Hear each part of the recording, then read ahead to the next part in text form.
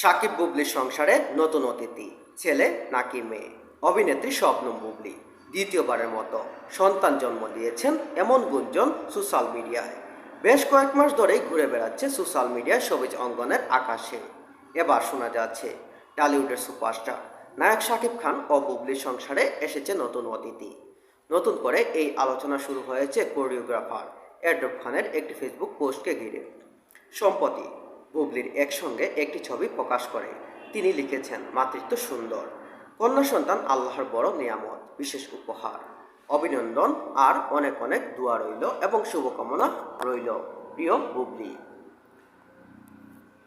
পোস্টটি প্রকাশের পর থেকে নেটিজেনদের মধ্যে নানা জল্পনা কল্পনা শুরু হয়। অন্যদিকের মন্তব্যের করে আলহামদুলিল্লাহ লিখে শুভেচ্ছা জানিয়েছেন। তবে এডরব খানের পোস্টের বিষয়ে বুবলি বা শাকিব খানের পক্ষ থেকে এখনো কোনো প্রতিক্রিয়া পাওয়া যায়নি। এদিকে বেশ কিছু সূত্র দাবি করছে আবারও ছেলে সন্তানের জন্ম দিয়েছেন বুবলি। তবে সেই দাবির পক্ষে তেমন কোনো মজবুত তথ্য এখনো পাওয়া যায়নি।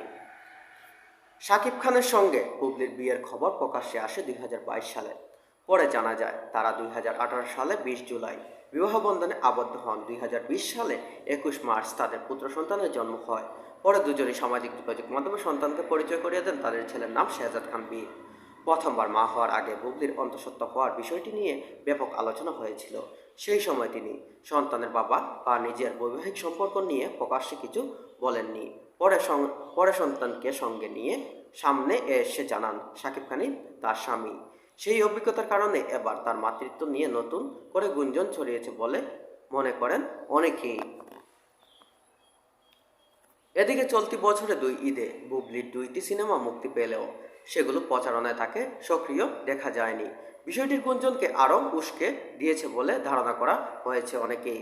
তবে আনুষ্ঠানিকভাবে কোনো তথ্য নিশ্চিত না হওয়া পর্যন্ত বিষয়টি কেবল গুঞ্জন হিসাবে বিবেচিত হয়েছে। বুবলি বা শাকিব খানের পক্ষ থেকে স্পষ্ট কোনো বার্তা এখনো আসেনি।